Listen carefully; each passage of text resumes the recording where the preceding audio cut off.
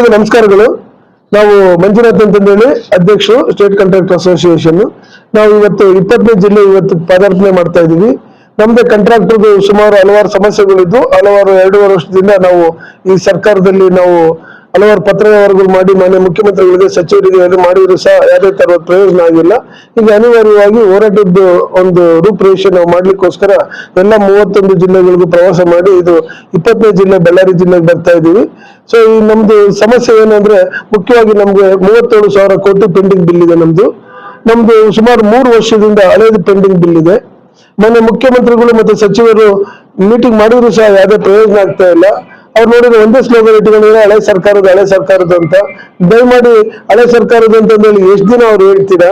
ಅವ್ರು ಎಷ್ಟು ದಿನ ಹಿಂಗೆ ಮಾಡ್ಕೊಂತ ಬರ್ತೀರಾ? ನಮ್ಗೆ ಯಾರೇ ಆಯ್ತು ಮಾನ್ಯ ಮುಖ್ಯಮಂತ್ರಿಗಳು ಸಚಿವರು ಅಧಿಕಾರ ತಗೊಂಡ ತಕ್ಷಣ ಅವ್ರ ಡ್ಯೂಟಿ ನಮ್ ಸಾಲ ತೀರ್ಸೋದು ಅವ್ರ ಡ್ಯೂಟಿ. ಇದು ಆಕ್ಚುಲಿ ನಮ್ ಸಾಲ. ಇದು ನಮ್ದು ನಾವು ಸಾಲ ಬಡ್ಡಿ ಭಾಷೆ ಸಾಲ ಸೂಲ ಮಾಡ್ಕೊಂಡು ಮನೆ ಮಠಗಳನ್ನೆಲ್ಲ ಅಡ ಇಟ್ಕೊಂಡು ಒಡೆ ವಸ್ತ್ರಗಳೆಲ್ಲ ಬ್ಯಾಂಕ್ ಅಲ್ಲಿ ಅಡ ಇಟ್ಬಿಟ್ಟು ಎಲ್ಲ ಕಂಡರ ಹತ್ರ ನಿಮ್ಮಂತರ ಹತ್ರ ಸಾಲ ಇಸ್ಕೊಂಡು ಮಾಡಿರ್ತಕ್ಕಂಥ ಕಾಮಗಾರಿ ಕೆಲಸ ನಾವು ಕೇಳ್ತಿರೋದು.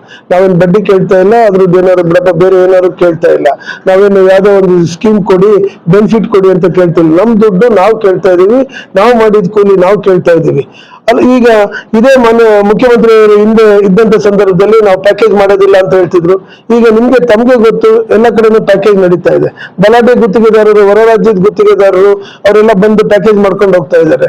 ನಮ್ಮ ಸ್ಥಳೀಯ ಗುತ್ತಿಗೆದಾರರಿಗೆ, ಕರ್ನಾಟಕ ಗುತ್ತಿಗೆದಾರರಿಗೆ ನಮ್ ಕೆಲಸ ಇಲ್ದಂಗೆ ಆಗ್ಬಿಟ್ಟಿದೆ. 10 ಜಿಲ್ಲೆ ಸೇರಿ ಒಂದು ಪ್ಯಾಕೇಜ್ ಮಾಡ್ತಾರೆ ಫಾರ್ ಯುವರ್ ಕೈಂಡ್ ಇನ್ಫಾರ್ಮೇಶನ್. ಅದು ಹೆಂಗ್ ಸಾಧ್ಯ? 10 ಜಿಲ್ಲೆ ಒಬ್ಬ ಕಾಂಟ್ರಾಕ್ಟರ್ ಬಂದ್ ಮಾಡಕ್ ಹೆಂಗ್ ಸಾಧ್ಯ? ಪುನಃ ಅವರು ನಮ್ಮಲ್ಲಿ ಲೋಕಲ್ ಇರ್ತಕ್ಕಂಥ ಕಾಂಟ್ರಾಕ್ಟರ್ ಕಡಿಮೆ ದರದಲ್ಲಿ ಮರುಗುತ್ತಿಗೆ ಕೊಡುವಂತ ಕೆಲಸ ಅವರು ದೊಡ್ಡ ಗುತ್ತಿಗೆದಾರರು ಮಾಡ್ತಾರೆ.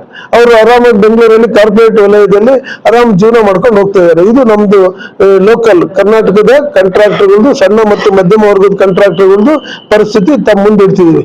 ಯಾಕೆ ನಿಮ್ ಮುಂದೆ ಪ್ರತಿ ಜಿಲ್ಲೆನಲ್ಲಿ ಪ್ರೆಸ್ ಮೀಟ್ ಮಾಡ್ತೀವಿ ಅಂದ್ರೆ ನೀವೇ ನಮ್ಗೆ ಆಶಾದಾಯಕ, ನೀವೇ ನಮಗೆ ಮಧ್ಯದಲ್ಲಿ ಇರೋದು. ಯಾಕಂದ್ರೆ ಸಮಸ್ಯೆ ಬಂದಾಗ ಎಲ್ಲರೂ ಯಾರ ಹತ್ರ ಹೋಗ್ತಾರೆ? ನೀವು ರಾಜಕೀಯದವರು ನಿಮ್ಮ ಹತ್ರ ಬರ್ತಾರೆ, ನಾವು ಸಹ ನಿಮ್ಮ ಹತ್ರ ಬರ್ತೀವಿ. ಮೊದ್ಲಿಂದಲೂ ನೀವು ನಮಗೆ ಭ್ರಷ್ಟಾಚಾರದ ವಿರುದ್ಧವಾಗಿ ಸಪೋರ್ಟ್ ಮಾಡ್ಕೊಂಡೆ ಬರ್ತಾ ಇದ್ದೀರಾ. ಮಾನ್ಯ ಸ್ನೇಹಿತರೆ, ಸಮಸ್ಯೆ ಬಹಳ ಇದೆ. ನಮಗೆ ಸುಮಾರು ಕಾಂಟ್ರಾಕ್ಟರ್ಗಳು ವಿಷ ಕುಡಿಯುವಂತ ಪರಿಸ್ಥಿತಿ ಬಂದಿದೆ. ಎಷ್ಟೊಂದು ಜನ ಜೀವ ಕಳ್ಕೊಂಡಿದ್ದಾರೆ, ತಮಗೆಲ್ಲ ಗೊತ್ತಿದೆ. ಆದ್ರೂ ಮಾನ್ಯ ಮುಖ್ಯಮಂತ್ರಿಗಳು ಹಿಂದೆ ನಾವು ಇದೇ ಭ್ರಷ್ಟಾಚಾರದ ಹೋರಾಟದ ಸಂದರ್ಭದಲ್ಲಿ ಈಗಿರ್ತಕ್ಕಂಥ ಮಾನ್ಯ ಮುಖ್ಯಮಂತ್ರಿಗಳು ನಮ್ಮನ್ನ ಹಳೆ ಅಧ್ಯಕ್ಷರಾದಂತ ಕೆಂಪಣ್ಣವ್ರನ್ನ ಉಪಯೋಗಿಸ್ಕೊಂಡು ಅವರು ಇವತ್ತು ಅಧಿಕಾರಕ್ಕೆ ಬಂದಿರೋದು ಅಕ್ಷರಶಃ ಸತ್ಯ ಅಲ್ವಾ? ಆದ್ರೂ ಸಹ ಅವರು ನಮ್ಗೇನೋ ಮಾಡ್ತೀನಿ ಕಣಯ್ಯ ಅಂತಂದೇಳಿ ಇದೇ ತರನೇ 1.5 ವರ್ಷ ದೂಡಿ 2 ವರ್ಷ 3 ವರ್ಷಕ್ಕೆ ಬರ್ತಾ ಇದೆ. ಮಾನ್ಯ ಸ್ನೇಹಿತರೆ, ದಯಮಾಡಿ ಈ ವಿಚಾರವನ್ನು ನೀವು ತಾತ್ವಿಕ ಅಂತ ತಗೊಂಡೋಗ್ಬೇಕು, ಮಾನ್ಯ ಮುಖ್ಯಮಂತ್ರಿಗಳು ಗಮನಕ್ಕೆ ತರಬೇಕು. ಇದುವರೆಗೂ ಒಂದು ಮೀಟಿಂಗ್ ಮಾಡಿಲ್ಲ, ಅಫಿಷಿಯಲ್ ಮೀಟಿಂಗ್. ನೀವು ನೋಡಿ, ನನ್ಗೂ 62-63 ವರ್ಷ ಆಗಿದೆ. ಯಾರು ಒಬ್ರು CM ಆಫೀಸಿಂದ ಒಂದು ಅಫಿಷಿಯಲ್ ಮೀಟಿಂಗ್ ಹೊರಗೆ ಬಂತು ಅಂದ್ರೆ ಡೆಫರ್ಡ್ ಮಾಡ್ತಾರೆ, ಇಲ್ಲಾಂದ್ರೆ ನೆಕ್ಸ್ಟ್ ಡೇಟ್ ಕೊಟ್ಟವ್ರು ಮಾಡ್ತಾರೆ. ಇವ್ರು ಹಂಗಲ್ಲ, ಅನಿರ್ದಿಷ್ಟ ಅವಧಿಗೆ ಪೋಸ್ಟ್ಪೋನ್ ಮಾಡಿದ್ದಾರೆ. ಯಾಕೆ? ಅದಕ್ಕೆ ಏನಂತೆ? ನಾವೇನು ಅವ್ರಿಗೇನು ಬೇರೆ ತರ ಕೇಳ್ತಾ ಇಲ್ಲ, ನಮ್ಮ ಸಮಸ್ಯೆಗಳು ಹೇಳ್ತಾ ಇದೀವಿ. ಆದ್ರೂ ಸಹ ನಾವು ಸುಮ್ಮನೆ ಇಲ್ಲ. 1 ವರ್ಷದಿಂದ ಸುಮಾರು 100 ಪುಟಗಳಷ್ಟು ಚೀಫ್ ಸೆಕ್ರೆಟರಿ ಅವರಿಗೆ ನಾವು ಲೆಟರ್ ಕೊಟ್ಟಿದ್ದೀವಿ.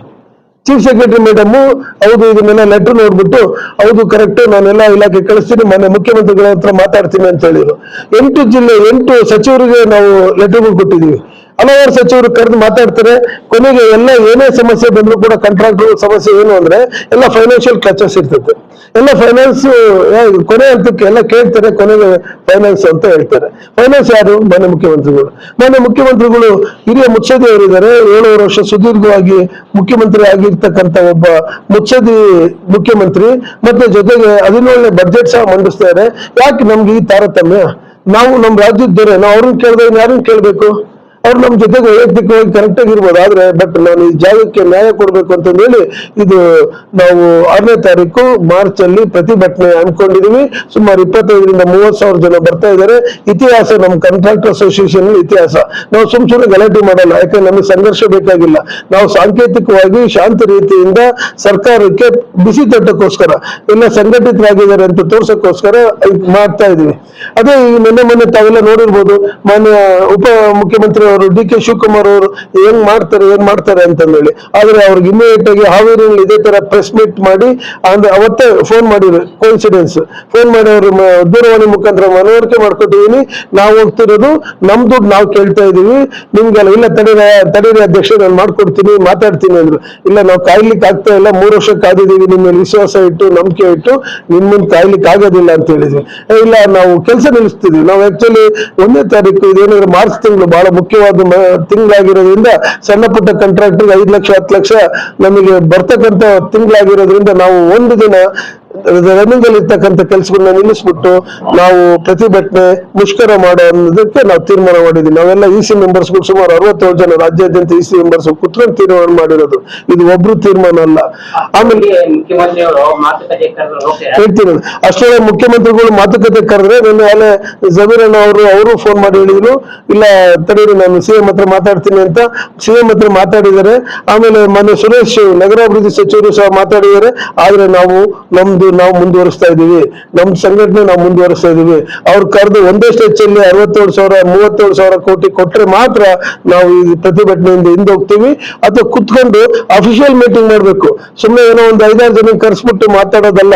67 ಜನ ಡೈರೆಕ್ಟರ್ಗಳು ಬರಬೇಕು, ಮತ್ತೆ ಜೊತೆ ಎಲ್ಲಾ ಜಿಲ್ಲಾ ಅಧ್ಯಕ್ಷಗಳು ಸೆಕ್ರೆಟರಿಗಳು ಏನಿದಾರಲ್ಲ ಎಲ್ಲ ಜಿಲ್ಲಾ ಅಧ್ಯಕ್ಷ ಸೆಕ್ರೆಟರಿಗಳು ಅವರು ಬರಬೇಕು. ನಾವು ಕಾರ್ಯಕಾರಿ ಸಮಿತಿ ಕುತ್ಕೊಂಡು ತೀರ್ಮಾನ, ಆಮೇಲೆ ಸೆಕ್ರೆಟರಿಗಳು ಬರಬೇಕು. ಸುಮ್ಮನೆ ಇವ್ರು ಏನ್ ಮಾಡ್ತಾರೆ, ಆಯ್ತು ಬಿಡ್ರಿ ಅಂತಾರೆ. ಅದೆಲ್ಲ ಆಗ್ಬಾರ್ದು. ಮಾನ್ಯ ಸ್ನೇಹಿತರೆ, ನಿಮ್ ಮುಖಾಂತರ ಮಾನ್ಯ ಮುಖ್ಯಮಂತ್ರಿಗಳಿಗೆ ಪರ್ಟಿಕ್ಯುಲರ್ ಆಗಿ ಅಫಿಷಿಯಲ್ ಮೀಟಿಂಗ್ ಕರೀರಿ ಅಂತ ಹೇಳ್ತಾವ್. ದಯವಿಟ್ಟು ನಮ್ಮ ಪರವಾಗಿ ಅವರಿಗೆ ಮನವರಿಕೆ ಮಾಡ್ಕೊಡ್ಬೇಕು ಅನ್ನೋದೇ ಇವತ್ತು ಸುದ್ದಿಗೋಷ್ಠಿಯ ಮೂಲ ಉದ್ದೇಶ.